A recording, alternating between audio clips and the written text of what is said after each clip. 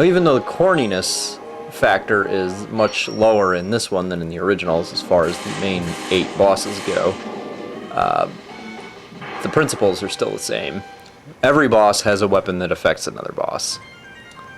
Not that you necessarily need them. You can actually beat pretty much every boss in this game of the major 8 with just your gun. Probably you could kill every boss in this game with just your gun, but I wouldn't advise it to anybody but the lunatics who love that sort of challenge.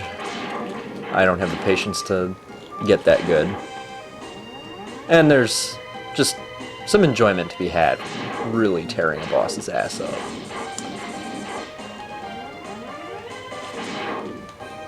But even though a lot of the bosses in this game are not especially difficult, the one here is almost embarrassingly easy.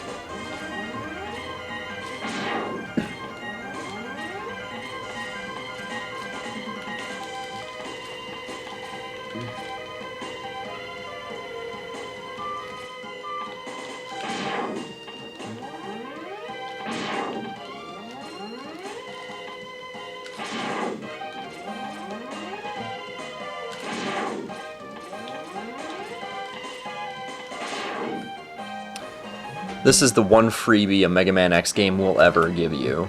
After this, you're on your own. These things, energy tanks, life extensions, all that crap, you gotta find it. It's never handed to you again, not in any other Mega Man. No other Mega Man X is gonna be so generous as this moment. But to be honest, it's not a tremendously generous moment. I mean, yes, it increases your mobility, but, you know, that's it.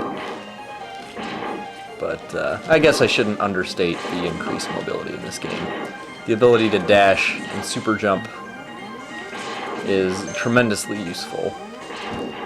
And you super jump by hitting both A and B simultaneously.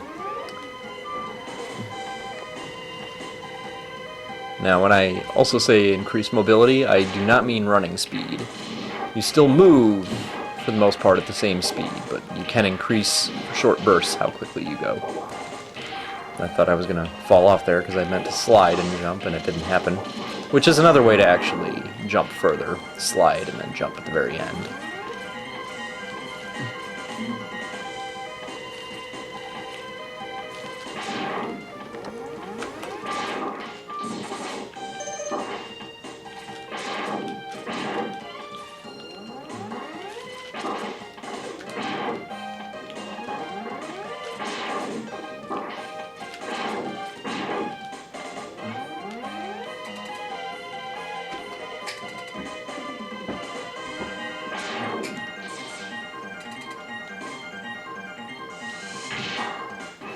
So your first boss, not much to say about him.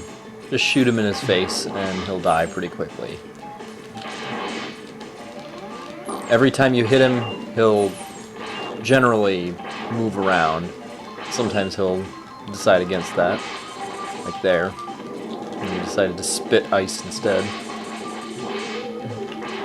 Now you can knock him off that thing if you shoot fast enough. I, however, was not quite quick enough on the draw. Now really, unless you're totally out of form, as I was a bit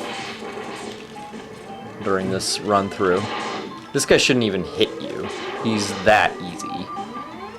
He takes the most damage of any boss. He's just embarrassing, really. And then you'll get your first weapon, which you won't immediately want to use.